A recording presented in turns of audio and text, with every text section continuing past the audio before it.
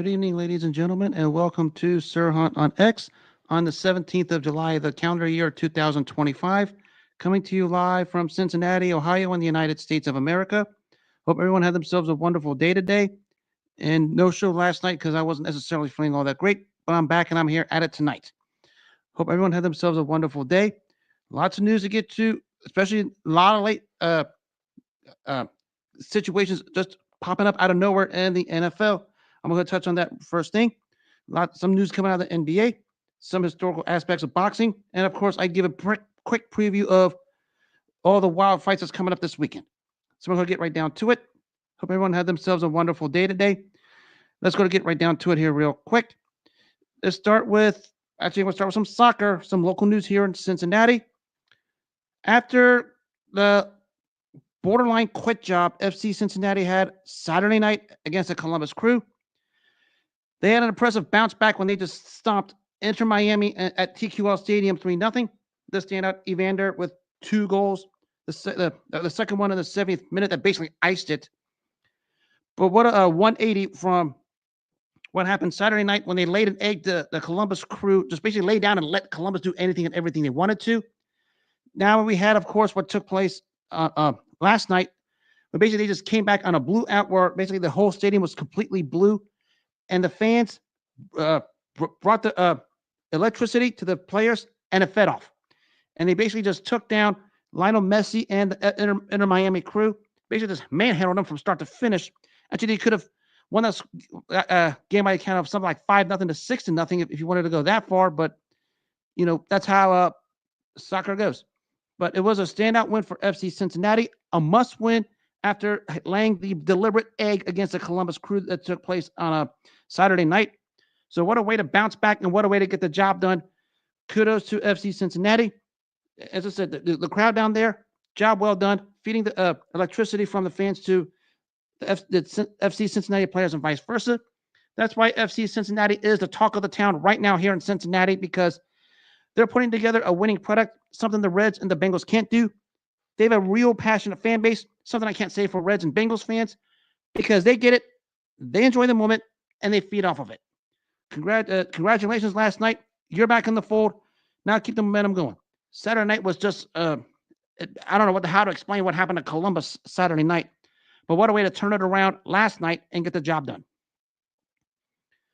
Now to touch on some NFL, and of course, the big news that came up just about a couple hours ago in Pittsburgh is something I've called on all the NFL shows I've done, all the NFL spaces I've done. I told everyone in Pittsburgh to settle down because the deal was going to be done, and it was. 3 years, over $100-some-odd million. Can't remember the exact figure. Fully guaranteed for standout T.J. Watt. Of course, people in Cleveland and Dallas have a problem with it, but that's because they're Cleveland and Dallas, and they're just the glass of empty fan base filled with degenerates and cowards, especially in Cleveland, who support, child sex offenders and child molesters up there in Cleveland. But you're talking about probably the premier edge rusher. I know the guy's 31, didn't have the greatest year last season, but there's no way Pittsburgh and T.J. Watt weren't going to go to the season without a deal of some sorts. I think it's a win-win for both sides, not necessarily a long-term for Pittsburgh, for T.J. Watt, so that way they don't have to straddle him out way past his best years.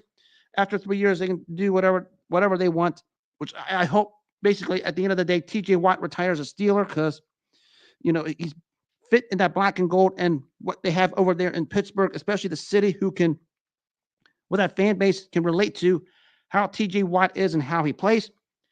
But it was a good contract both ways, good for Pittsburgh. 3 years, probably where I would have gone. The dollar figure, they fully guaranteed it. Now he's the highest paid non-quarterback in the NFL, surpassing that of guys like Jamar Chase and Myles Garrett.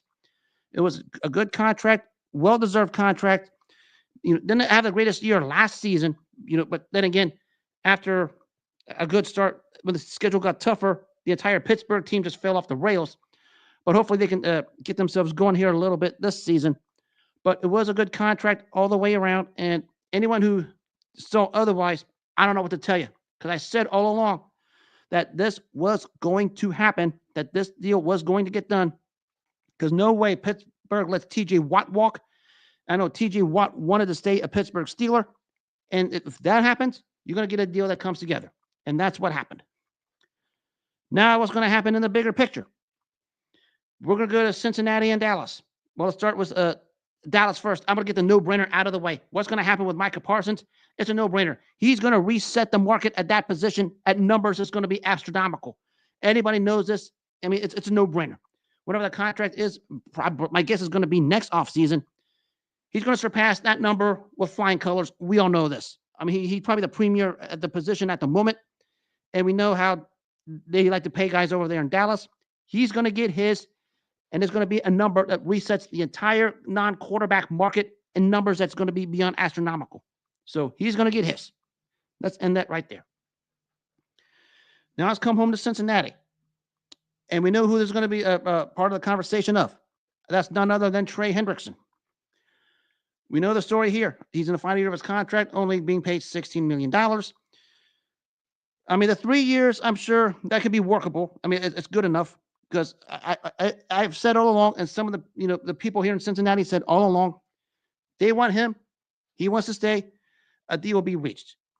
My guess is they want to try to play the market. I get it. But if he thinks he's going to get that kind of a contract like Watt and even Myles Garrett got, he's crazy. Sure, he's looking at the contracts of guys like Max Crosby in Las Vegas and Danielle Hunter of Houston, probably around that ballpark figure, which the Bengals do have the cap space to sign him with. I don't know what's the hold up with this. But now maybe they can get that domino to put together, and we can take care of all the edge rushers that takes place in the AFC North. Simply because, we have the three premier, well, there's three of the top 10 in that position when you talk about Watt, Garrett, and Hendrickson. And Trey Hendrickson wants his. I'm sure the Bengals want to keep him.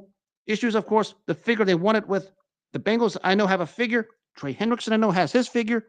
Is now, of course, getting the two to mesh. I said all along, I expect a deal to be done. A lot of people are going crazy over what the heck to do with that guy. I mean, I'm sure they explored trade offers, but didn't like what they got in return. So that's why we're going to resort to this. Apparently, the rumors flying around that once again they're renegotiating and they expect some kind of a deal, hopefully, to be done soon. I expect it to be done. I don't know about before training camp, but maybe around the early part of training camp. I expect something to be reached between Hendrickson and the Bengals, simply because at this point, neither side has any options. I mean, we know about the saga with Samar Stewart right now in Cincinnati, and we know the saga with Bengals fans and Kelsey Conway being a coward. That doesn't help.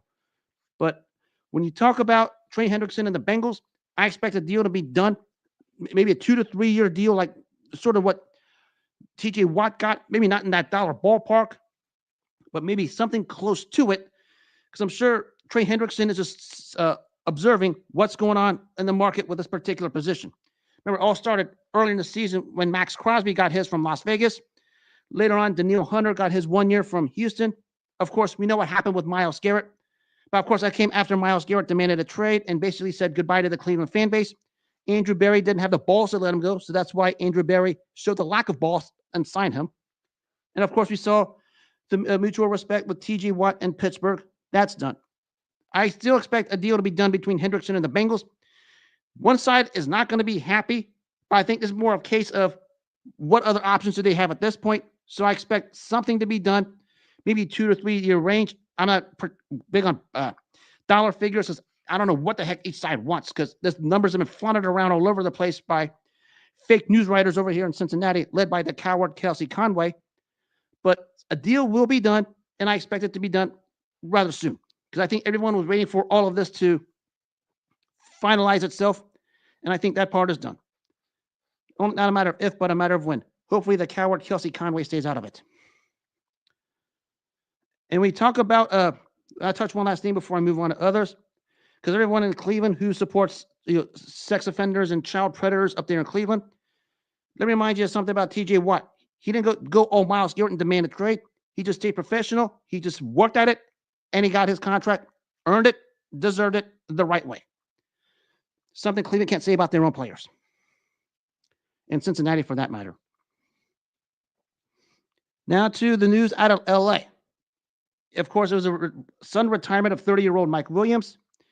And in his place, they signed a second-round draft pick, the wide receiver Tre Harris, to play opposite of Ladd McConkey, which was a need in the draft. Harris probably is going to fill that void.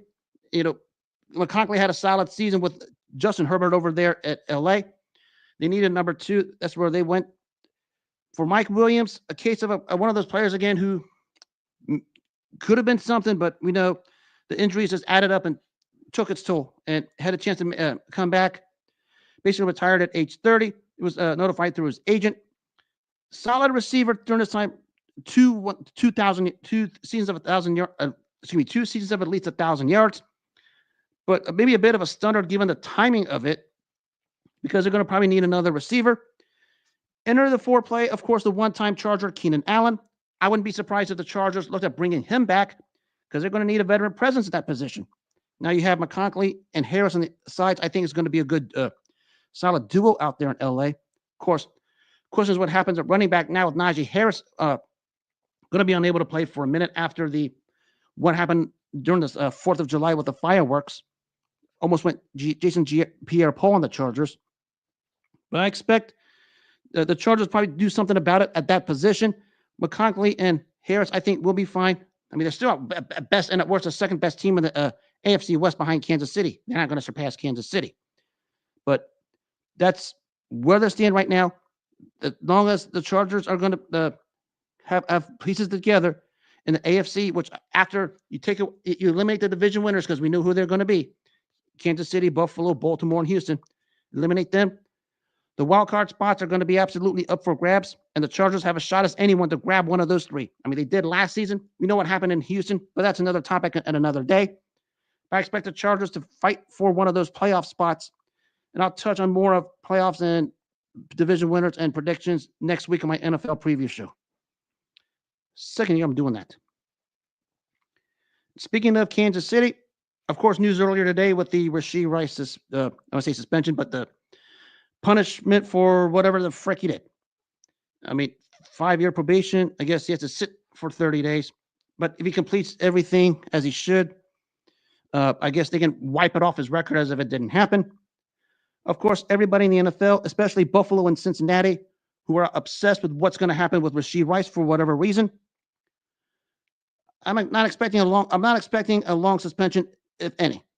I mean, it's still the tricky part where they say if he completes the probation and does what he's supposed to, stays out of trouble, and abides by what the stipulations of the probation are, that they're going to wipe it off his record and dismiss the case as if it didn't happen.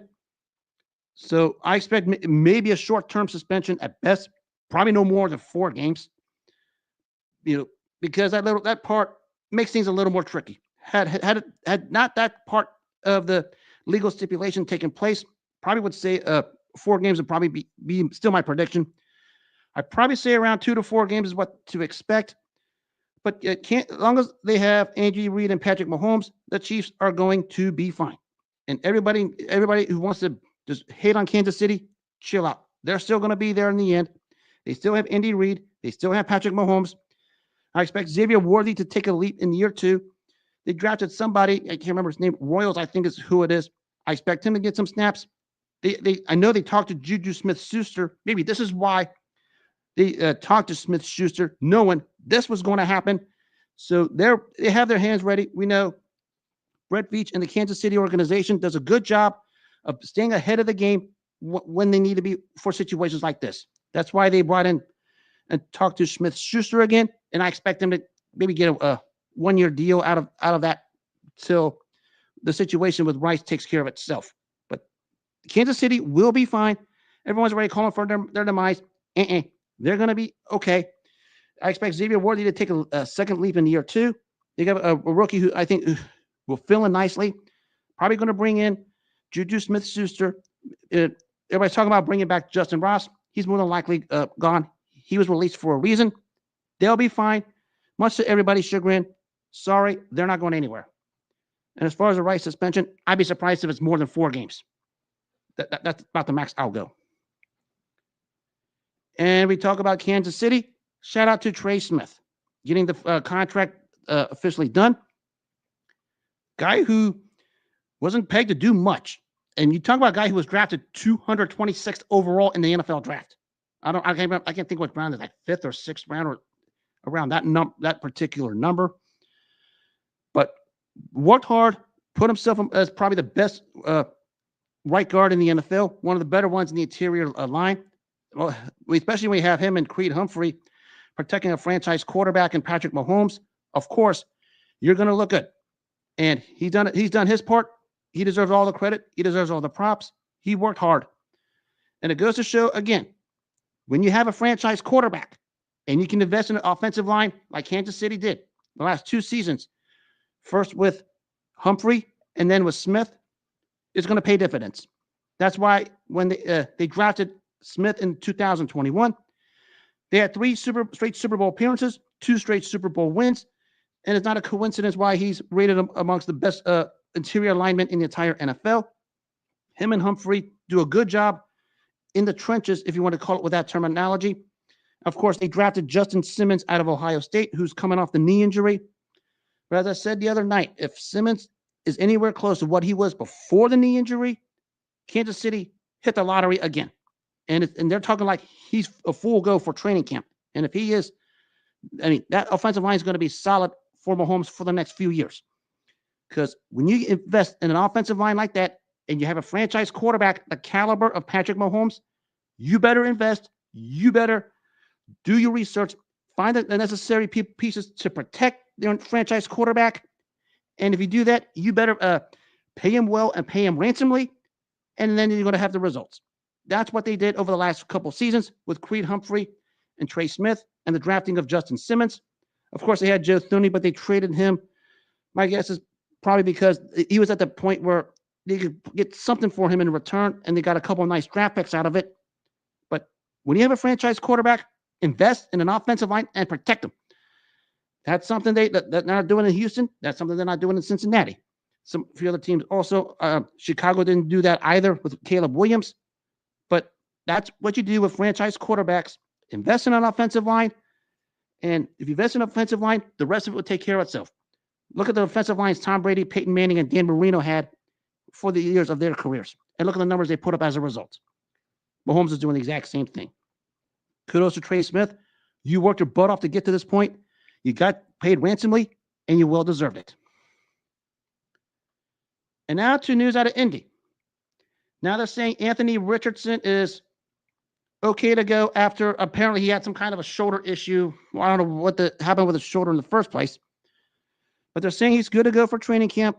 And I guess they want him to have a quarterback battle with Daniel Jones. How many more chances is this kid going to get? I mean, you're talking about a kid who last season or the year before last said he couldn't finish a game because he was tired. He was given chance after chance after chance, and basically he's blown it every which way possible. Granted, some of it was due to injury, not hit, which I don't like to use that as a reason for it, but that comes with the territory in all sports, especially in the NFL.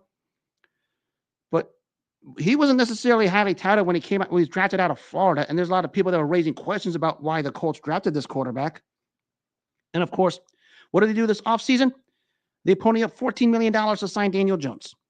And we know that the story of Daniel Jones and what happened in New York. I've always said with Daniel Jones, he's a better quarterback than people think. The Giants just set him up to fail, especially Brian Daboll, who likes setting quarterbacks up to fail. But how many more chances is Anthony Richardson actually going to get to prove himself? Because if this is not his last chance, I don't know what is going to be his last chance, because he's been given chance after chance after chance to make something out of himself and hasn't. And he's got a good plethora of weapons around him. I mean, he had especially Michael Pittman Jr., who's one of the more underrated wide receivers in the National Football League. And now to see you draft a standout tight end, Tyler Warren, out of Penn State, another target, which would help. And, of course, you have Jonathan Taylor in the backfield. But at the quarterback position, where are you going to go with this? How many more chances are you going to actually give Anthony Richardson to be able to make a statement for himself, show the whole world that he actually belongs in the NFL? Because the footage, the videotape is there to show that he hasn't. And now you're trying to say a shoulder injury to try and give this guy another shot. I mean, how many more chances are you really going to give this guy? And I try to say this without trying to disparage Anthony Richardson. I mean, I'm sure he wants to prove himself. But how many more chances is he going to get? Because every time we've seen him on the field, he's shown he doesn't belong in the NFL. I don't say he doesn't belong in the NFL, but he just couldn't cut it. I mean, the guy's basically borderline spot to where he's nothing more than a roster filler, and if he's not there already. And now you're going to get pushed by Daniel Jones, who has something to prove after what happened with New York and how that just fell off the rails after he signed a ridiculous contract after that run in the 2022 NFC playoffs, especially that game where he just waltzed all over Minnesota by himself. That quarterback position over there in Indy's up for grabs. And I'll tell you this, if I was a betting man, I bet on Daniel Jones being the quarterback. And we're going to have to answer some real questions about Anthony Richardson and his NFL future, if he really has one, should he lose that job to Daniel Jones, which is highly, highly possible, because that's where we stand with Daniel Jones and Anthony Richardson right now. I mean, Jones wants another opportunity. I mean, of course, last year he was, after he was released from New York, spent the rest of the year in Minnesota as a backup to Sam Darnold when he was there. Of course, he's not going to get the opportunity because Minnesota's invested in J.J. McCarthy. So he goes to Indy knowing there's going to be a chance for him to start should something happen to Anthony Richardson again. And I expect Daniel Jones to go all in on the opportunity, make the most of this opportunity. And I wouldn't be surprised. Actually, I won't go this far, but I'll go ahead and say it. I expect him to be the starter week 1 when the regular season starts for Indy, because he has the opportunity and he's going to make the most of it. I mean, no disrespect to Anthony Richardson, but every time we see him on the field, it's always something with that kid. Always. Now to the NBA, and actually a real good story here. It's Damien Lillard, after he was released by Milwaukee, going to back home to Portland. You know, where he started the beginning of his career, where he had the most landmark moments of his career, the high peak of his career, especially when you talk about 2 playoff series ending buzzer beaters in 2014 against Houston and 2019 against Oklahoma City. He goes back home, and basically, it maybe in hindsight, he didn't want to leave, but those around him, I guess, wanted him to be a ring chaser, and that's why we had that trade in Milwaukee a couple years back. Of course, one of the pieces is still there is Drew Holiday, who was a part of that Damian Lillard trade. So now they have a guard tandem of Lillard and Holiday. But it's a good story. And I said Damian Lillard was going to be a Blazer for life, and I think he wanted to be a Blazer throughout the rest of his career because I think he was fine in that situation. He was comfortable in that situation. I don't think he want to be remembered as someone who was going to be a ring chaser. Just those around him pressured him to be a ring chaser, and that's why we had that trade a couple years ago with Milwaukee. Of course, it never panned out the way it should have, largely because Giannis started becoming a diva and running coaches out of town. We know what happened with Adrian Griffin over there, and not Lillard's fault, it's Giannis's fault. But he's back home in Portland. His NBA career has now come full circle. Maybe he can just stay there and finish his career in Portland because he wanted to be a Blazer for life. And, I mean, you don't think of Damian Lillard wearing any other uniform than the Portland Trail Blazer uniform. It's a good story because when you get something like this back together, they could probably just, squash whatever, and have Damian Lillard could just finish his career there in Portland, and basically whatever happens, happens. Just a wonderful story to see Damian Lillard go back home to Portland because, honestly, I don't think he ever wanted to leave Portland because he was fine with everything that was. Everybody just kept asking, are you going to go to a contender? I mean, he was rumored to trade talks for many years before he actually was traded to Milwaukee. Remember, it was talking about him going to Miami at one point. But he's back home. He's fine. And now they can just write it off in the sunset. I think this is what Damian Lillard wanted at the end of the day, just to spend his career with one team and one team only. And his home was always Portland. He gets to go back home and basically just to write out the sunset. Kudos to him. Of course, a wild fight card this weekend coming up all over the place. I previewed a couple of them. I'm going to rehash a couple of these again. It's again the real heavyweight champion Alexander Usyk against the fake heavyweight champion Daniel Dubois over at London. And I don't expect anything less than an Alexander Usyk masterclass because he's going to do it to him again. And there's going to be no fake low blow, whatever the frick happened in that fight controversy, because Alexander Usyk is going to end it without controversy, and he's going to give Dubois a beating because Daniel Dubois, being the fake heavyweight champion, his 5 minutes of fame are up. And you saw it at the press conference earlier this week when he tried to taunt Alexander Usyk, and Alexander Usyk just stood there like a frozen statue, basically acting like nothing bothered him. I mean, I said all along, if Tyson Fury couldn't get to Alexander Usyk with the antics, no way Daniel Dubois is going to, and Daniel Dubois couldn't carry this versus jockstrap of Tyson Fury. and that's saying a whole lot. I'm expecting an exhibition from Alexander Usyk, and I would like to see this end early so we can just dispose of Dubois for good. But he's going to carry this out a little bit longer before he gets rid of Dubois once and for all. Because it's time for the fake champions to get out, and he's number one. Of course, later on that night, it is Jesse Bam Rodriguez against Filele Cafu. Filele Cafu just got a gift decision not too long ago to win the super bantamweight title, but he's going against the third best fighter in the world, pound for pound, in Jesse Bam Rodriguez, number 3 behind Usyk and Naoya Inoue, and he's going to maintain this position. Why? Because he's going to steamroll this guy and basically steamroll him effortlessly. Ever since the guy obliterated Juan Estrada, he's been on a tear, and he's going to continue being on a tear. And we talked about Brian Norman trending upward. Guess who else is trending upward and upward fast?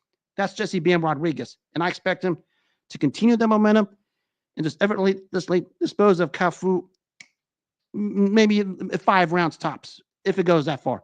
If it goes that far, it's a miracle. But I expect Rodriguez to handle business and handle it convincingly. And of course, one that's also talked about, actually I'll give it 5 minutes of fame because it needs to be talked about. It is the fake welterweight champion Mario Barrios going against the aged veteran Manny Pacquiao. Last time Manny Pacquiao was in a fight of significance, he did not look good when he lost to Ugas.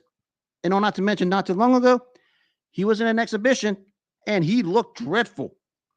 And now he's going to face, albeit the fake welterweight champion in Mario Barrios. Maybe he can gather up for one last hurrah. Who knows?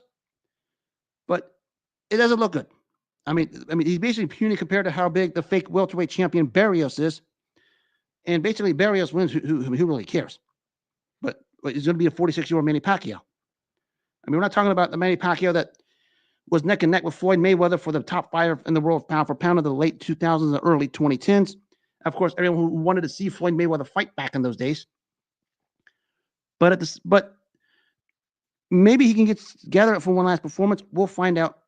But everything does not look good, at least on the outside looking in, when you talk about this particular fight for Manny Pacquiao. Granted, Barrios is a fake welterweight champion because the real welterweight champ we know is Boots Ennis. But Barrios should take care of business. Should. I mean, we've written Manny Pacquiao off several times before. I've said ever since he got planted face first by Juan Manuel Marquez, he was still seeing stars. I mean, hasn't fully recovered from that, but I'll give him his due for when he beat Keith Thurman 5.5 years ago. He deserves credit for that performance, but basically that was it. He should have stayed retired after the Thurman fight. I don't know why he didn't. He chose to come back, lost the title to Ugas, and now he's coming back for this. Good luck. You're still a legend nonetheless, but the question is, for what reason you're coming back, albeit against the fake welterweight champion Barrios? You've done everything in the sport. You've been a valid contributor to the sport. Your place in history is secure. What do you gain out of this? I mean, if you beat the Barrios, it's just a paper championship. I mean, it's not a Boots Ennis. So good luck this weekend. I mean, it's a story we see all the time in sports. People they feel like they have that one last fight in them and they just disappear for a while. I don't know where they come back. And then when they come back, anything can happen. But I just wish for the best for Manny Pacquiao, and hopefully he doesn't get seriously hurt. Because I saw the exhibition. He looked abysmal in that exhibition. Now to the historical aspect, and I would touch on a couple of historical ones before I get to the real one at the end. First one took place overseas in London. This was Tim Witherspoon defending his heavyweight title against Frank Bruno. You guys in England know about this. England was looking for a heavyweight champion since the days of Bob Fitzsimmons way back, and we're talking way back. We're talking like the back end of the 1800s. And Frank Bruno faces Tim Witherspoon, one of the more solid but also inconsistent fighters of that era. I mean, if you know follow the 80s heavyweights, good heavyweights. This is before Mike Tyson cleaned it up. Good heavyweights, but very hit and miss, very inconsistent for various reasons. Maybe the case of Tim Witherspoon was first he had eating habits because he couldn't keep his weight in check. But then, of course, the on and off disputes he had with Don King for many, many months and years. But in this particular fight, he goes to the backyard of Frank Bruno in front of a beloved British crowd who was cheering for Bruno, who was looking to become the first British world heavyweight champion out of that country since Bob Fitzsimmons way back in the day. Had his moments early, per usual. He did everything he wanted to do to Witherspoon, just like he did in the fight he lost previously to James Bone Crusher Smith. Eerie similarities here, where he controlled the pace early on, kept Witherspoon on the defensive. But as the fight was going on, and Bruno was starting to show the lack of stamina, which has plagued him throughout most of his career, you started to see Witherspoon take over, and the trademark Witherspoon's overhand right started to find its mark. And we fast forward to the 13th round, where 3 or 4 of those right hands just put Frank Bruno in the corner, and the 4th one put him down on the seat of his pants. And when Frank Bruno got up, the fight was stopped, and Tim Witherspoon retained the heavyweight championship. This heavyweight title fight was basically post Larry Holmes and before Mike Tyson, where we had the heavyweight governing bodies just splattered all over the place, and people were confused who the real champion was.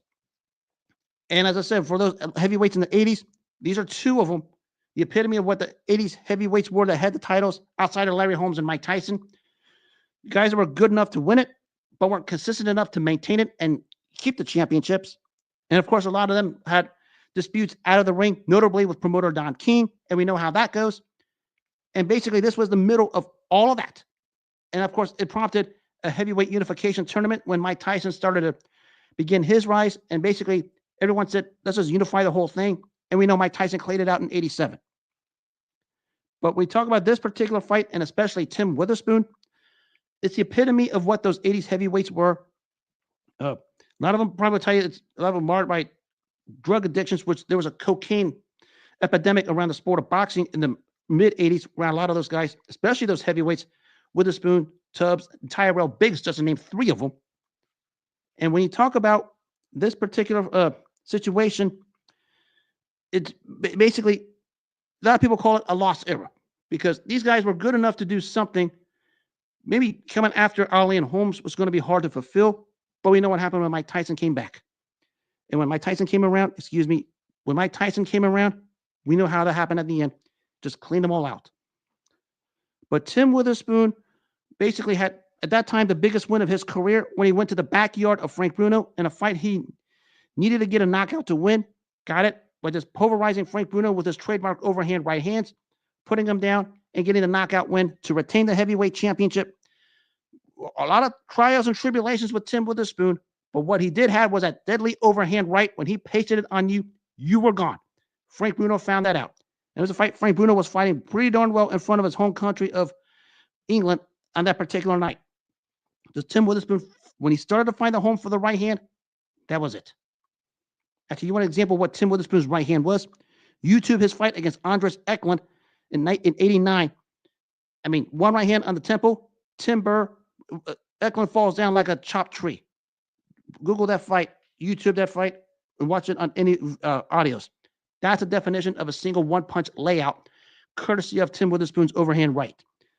I mean, Witherspoon had a lot of trials and tribulations in and out of the ring, a lot of inconsistencies. Of course, there were disputes with Don King, but one thing that always stayed with him was the overhand right, and when he pasted it, good night. Frank Bruno and Andres Eklund are 2 guys that could tell you all about that. And then we fast forward a year later. This took place in Las Vegas. The recently deceased Mike McCallum against the one-time welterweight champ Donald Curry. First repressed by saying, God rest the soul of the body snatcher Mike McCallum, one of the underrated all-time greats. This fight came as the 4 Kings era of Leonard, Hagler, Hearns, and Duran started to hit the downturn because they were in the wrong side of their careers. Actually, in the Hagler's case, he basically was done. I mean, he technically was done after the Leonard fight. We all know that. And if those divisions started to prop up, they were looking for someone who could probably stand out. Donald Curry reigned as an undisputed welterweight champion at the time, but lost it to Lloyd Hunnigan. Had a couple wins in junior middleweight. To fight at that time an unknown champion out of Kingston, Jamaica, in Mike the Body Snatcher McCallum. I mean, nobody knew who Mike McCallum was at the time. It was basically his first on-TV main event on HBO Sports at the time. The focus was more on Curry because Curry was supposed to be in that pound for pound category after the four Kings started to hit their downturn, especially Leonard, Hearns, and Durant, who continued on. And Donald Curry had himself trials and tribulations outside of the ring, notably not getting fights with the big names because he felt like he was slighted and he had scores to settle. Apparently, there was some kind of a suit in the court against Sugar Ray Leonard by him, which was documented before the fight by Larry Merchant. The question was, could Donald Curry bounce back after many feel flaws were exposed by Lloyd Hunnigan when he lost the welterweight championship? He fights Mike McCallum. Mike McCallum, coming off the title win over Sean O'Bannon, had a couple of successful title defenses. Story with this one was he was a number one contender for both Hearns and Durant when both had the championship. It was managed under Emanuel Stewart. And when Emanuel Stewart put together a Hearns-Durant unification fight behind McCallum's back, Mike McCallum fired Emanuel Stewart. One of the organizations told Roberto Duran he had to be stripped of the title because McCallum was Durant's mandatory. Hearns-Durant went through with basically a one-belt fight instead of an undisputed title. And Mike McCallum fought Sean O'Bannon for the vacant belt and won a decision that night to win the super welterweight championship. Sort of an empty night for McCallum because he wanted Durant and Hearns because he was number one in both governing bodies for both titles, and that's what he was aiming for. Emanuel Stewart basically just froze him out, and it bothered Mike McCallum for the longest time. And if you know the fight game you see on the YouTube videos, Mike McCallum still had anger toward Emanuel Stewart and Tommy Hearns and Roberto Duran for that particular circumstance. But he did get the junior middleweight title, made a few successful title defenses, most notably a second-round knockout over Julian Jackson. We know how brutal Julian Jackson was, and McCallum just wasted him. So we have this fight that took place in '87 at Caesars Palace in Las Vegas. The story of this fight, it was basically the flaws of Donald Curry were exposed again, and in a fight that he had won the first two rounds, all of a sudden McCallum started to come on. Curry started to get beat up. His eyes were starting to swell. Then came probably the most picture-perfect one-punch knockout in boxing history, where it was Donald Curry that pulled straight back. McCallum with a lunging left right on the chin of Donald Curry, and Donald Curry is stretched out like a log in the middle of the canvas and is being counted out. But Mike McCallum, with his classic one-punch knockout, probably the biggest win of his career, when you consider the stature Donald Curry had for the longest time at welterweight and when he moved up to junior middleweight. But this was symbolic of what Donald Curry was after the loss to Lloyd Hunnigan, because before the Hunnigan fight, he had the distinction of the best fighter in the world, was one of the so-called pound-for-pound stars, was on his way to greatness. But after the loss to Hunnigan, some flaws were exposed, and basically Mike McCallum saw the flaws and basically capitalized on it, especially with the left hook that pasted Donald Curry on the canvas, stretched out like a log in the middle of the Caesars Palace ring as Richard Steele was counting him out to 10. And basically, you want to see what a perfect one-punch knockout is? Watch this fight. You want to know how to deliver the left hook perfectly? Watch this fight. Because Mike McCallum delivered the perfect one-punch left hook knockout right on the chin of Donald Curry. And when Donald Curry was stretched out with his hands in the air and the legs apart across like a long log on the canvas, you knew the fight was over. And Mike McCallum got the biggest win of his career. In a career, you could probably say one of the more underrated and underappreciated careers of all time, because none of the top fighters wanted to mess with him. I mean, he chronicled it. A lot of the top aficionados documented it. Basically viewed as a high-risk, low-reward fighter. High risk because his skill level could compete with anyone. Low reward simply because those guys didn't view him as a guy that could probably make any kind of dollars off of, because McCallum sort of flew under the radar for the longest time and was vastly underrated. But Mike McCallum showed the whole world how to deliver the perfect one-punch left hook knockout when he did it to Donald Curry. A solid career, Mike McCallum, Hall of Famer, that's a no-brainer, 3-division world champion, 2 epic fights in 91 and 92 against James Toney, 2 high-skilled, old-school, throwback, elite-level skill fights between both fighters. Those 2 are a must-watch. And even after the loss of Toney, and looked like he was on his way out. Managed to sneak the light heavyweight championship from Jeff Harding, and that was basically the end of him at that point. But you want to see a perfect one-punch knockout? It was Mike McCallum when he wasted Donald Curry on that night at Caesars Palace in Las Vegas. It's on YouTube. It's on Rumble. It's on all the platforms. Perfectly placed left hook. Donald Curry stretched out like a log, and basically that was it for him. Perfect punch. And I conclude with the biggest one. I shared this. I say this to the end because when we talk about beautiful fighters, there was two of them that put on a show at Madison Square Garden. This was Salvador Sanchez versus Azumah Nelson for the featherweight championship. Let me remind you of this fight real quick as I go ahead with this. This fight was essentially a last-minute replacement when you talk about the number one contender forced of being pulled out because of an injury. But no one wanted Salvador Sanchez because you were talking about a year removed from what he did to Wilfredo Gomez. If you remember that fight, he had Wilfredo Gomez bent backwards on the ropes after giving him the beating of his life. Because what happened here was nobody wanted him. I mean, while this was going on, it was trying to find an opponent for Salvador Sanchez at Madison Square Garden as Mario Miranda, the number one contender, pulled out. They're talking about an all-Latino showdown with Alexis Arguello at some point down the line for Salvador Sanchez. I'll touch on that in the end here in a second. But Mario Miranda pulls out. Rocky Lockers didn't want to deal with him. Juan Laporte, who was his mandatory, another behind Miranda in the rankings, he didn't want to deal with him at the time. So he entered this kid from Accra, Ghana, named Azumah Nelson. 13-0, largely unknown at the time. Largely unknown because no one knew about this kid. But he wanted Salvador Sanchez. He basically said, you want me to fight in New York to fight Sanchez? I'll do it. And that's what he did. And basically, when you talk about what took place on this night between Sanchez and Nelson, it went from no expectations to an historical event that's always going to be talked about forever for a lot of reasons. Because Azumah Nelson gave Salvador Sanchez all he could handle. And he's only in his 13th fight, by the way. And Sanchez was ascending to the stature of one of the best fighters in the world, pound for pound. He gave Salvador Sanchez all he could handle for a guy who only had 13 fights. End of the first round, actually had him hurt with the left hook. And started to have success with counter right hands, something Sanchez known to struggle with at times throughout his career, maybe the real flaw in his resume and a skill set. But as the fight wore on, the experience of Salvador Sanchez took over, and we saw why Salvador Sanchez is the genuine all-time great. He started to find the mark, floored Nelson toward the end of the 7th round and had him hurt.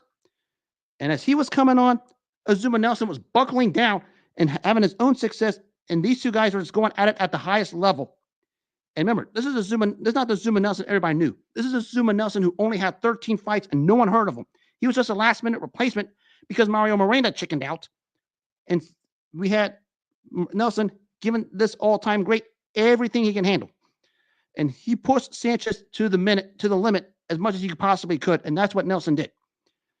But the skill level of Sanchez just took over as the rounds went on, started to hurt Nelson more, floored him in the 15th round, and as Nelson got up, Sanchez pounded on him, and that was all she wrote. And Salvador Sanchez retains the featherweight championship of the world. This was a case of win-win for both fighters because after this was when Azumah Nelson's career after the loss started to take off. And you know, the professor out of Ghana, 2-division world champ at 126 and 30, fought Pernell Whitaker at 1990 for the lightweight championship and hung off as well as he could against another elite all-time great.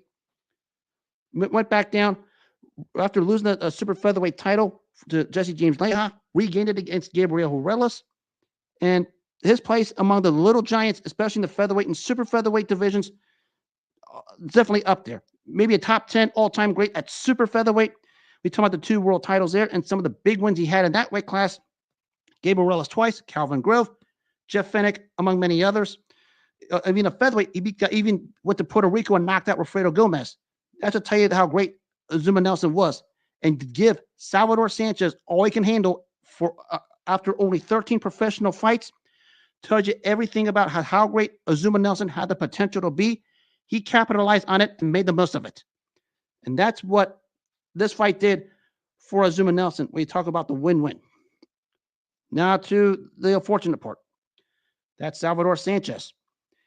He gets a win, probably the toughest win of his career, probably the best win we consider how Azumah Nelson pushed him to the limit and Sanchez had to go to the well to get the 15th round stoppage. But we know what happened after this. The unfortunate tragedy just weeks later. Let's agree to a rematch with Juan Laporte, a fighter he beat once before, and was staring at blockbuster major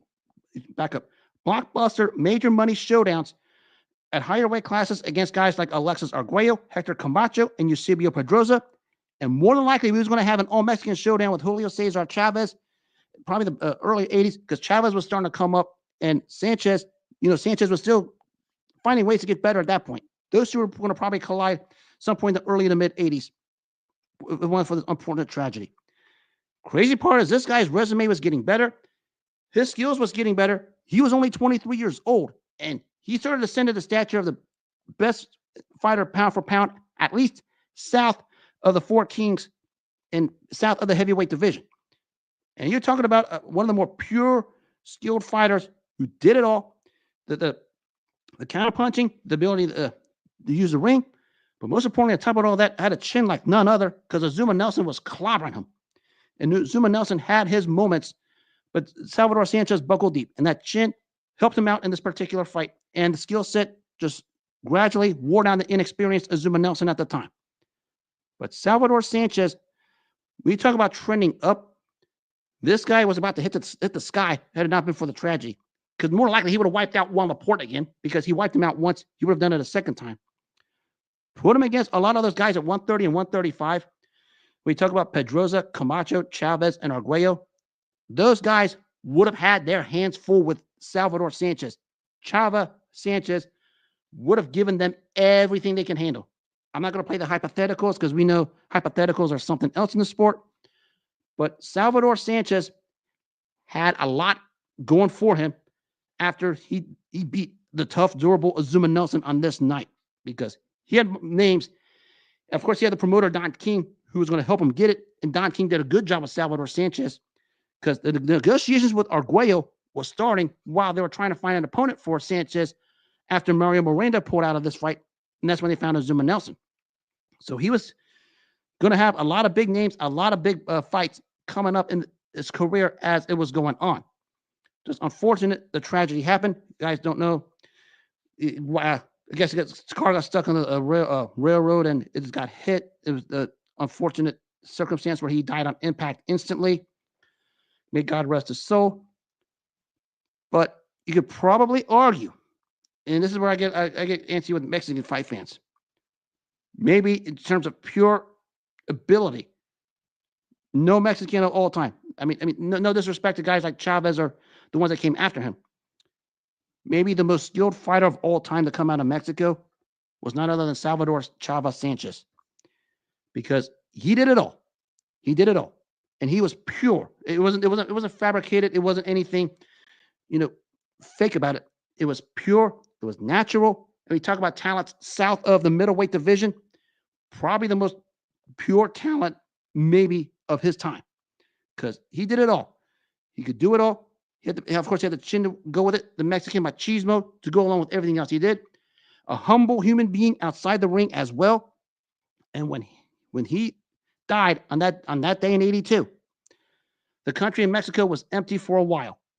And to show you the respect that the boxing community had for Salvador Sanchez, Azumah Nelson, after he lost to Sanchez and found out about his death, flew from Ghana to Mexico to attend the funeral arrangements at the time. It was televised on ABC's Wide World of Sports. That should tell you the impact and the global recognition, not just in Mexico or even in the States, globally, that Salvador Sanchez had. And he was a thing of beauty. The footage is out there. And that fight with Azumah Nelson, it's a can't miss. It was a fight of the year candidate in 82. And those two guys just went at it. It's a case of win-win because Sanchez was up for bigger and better fights down the line. And Azumah Nelson ascended to an all-time great status himself. Sometimes a loss, and this is weird in boxing, unlike some of the other sports, You have a loss like that, and you find a way to gather yourself and have the success like Nelson did after that. I guess you could coin this phrase, good loss for any fighter. I've never been a fan of such a terminology because I think it's just an oxymoron. But maybe for this case, the loss to Sanchez was what propelled Azumah Nelson to the career that he had. And Salvador Sanchez was about to have the career he had it not been for the tragedy. Because you're talking about Arguello, Camacho, Pedroza, Chavez, among many others in those weight classes. Maybe he gets a rematch with Alfredo Gomez, but he probably wipes Gomez out again. But that's what Salvador Sanchez was looking at. And his resume was pretty darn good up to that point. I mean, Danny Little, Red Lopez twice, Gomez and Nelson and Laporte once. The future was bright for this kid. It's unfortunate what happened on that tragedy just took it away from him and the country in Mexico. Because those around there will tell you, I mean, people anoint Chavez as the greatest Mexican of all time. Some people would give it to Canelo. But the purists who know the sport better than anybody else will tell you that distinction would have been Salvador Sanchez's far and away had it not been what happened on the tragedy. And this night against Azumah Nelson proved it. God rest the soul of Salvador Sanchez. You know, I could talk about all kinds of the Latino fighters. Probably my favorite to talk about because they have some of the more deeper, passionate stories that are must read and must watch in the documentaries, in the books, what you read on the web, all over the place. I mean, a Salvador Sanchez, Alexis Arguello showdown, had Sanchez not died, the Latino community would have been absolutely insane. I mean, think about the stature of both fighters for a second. The stature of Arguello, the stature of Sanchez. I mean, that tells you what would have been. And who knows, Sanchez, Chavez in Mexico probably would have surpassed at least 130,000 like Chavez Haugen did in 93. That should tell you what the impact Sanchez had during his time in the ring. And that'll wrap up this edition of Sirhan on X. No show till Monday. So I will wrap it up for the day and the weekend. And I will say it again. Excuse me. If you, let me back up. I apologize. If you take care of yourself first, all the good things matter. If you don't take care of yourself first, nothing else matters. Because you always got to focus on yourself and focus on yourself first. Something I learned a long time ago. Actually, I'll conclude on one last thing. And this is outside of the sports field. This one had my fields rattled up a little bit, and I'm going to cut it. We have a lot of you men out there who took exception to a photo or a gala that one actress, Jennifer Love Hewitt, was at over the weekend. Some of you guys were body shaming her. That's why I stopped dealing with a lot of you guys in the male community. This lady is 46 years old and has 3 kids. And she's still darn gorgeous. I mean, if you have a problem with someone looking like that at age 46, I wonder what your morals are. So I'll just leave it at that. And that'll wrap up this edition of Sirhan on X. I will be back Monday. Have a good Friday and the rest of the weekend. Remember, always take care of yourself first. And if you do that, all the good things will come your way. If you don't take care of yourself first, nothing else will matter. Miss any of the show or any of the others, the audio replays are live on Apple, Spotify, and iHeart. Until then, have a good night and weekend. Take care of yourselves. God bless, and enjoy the evening.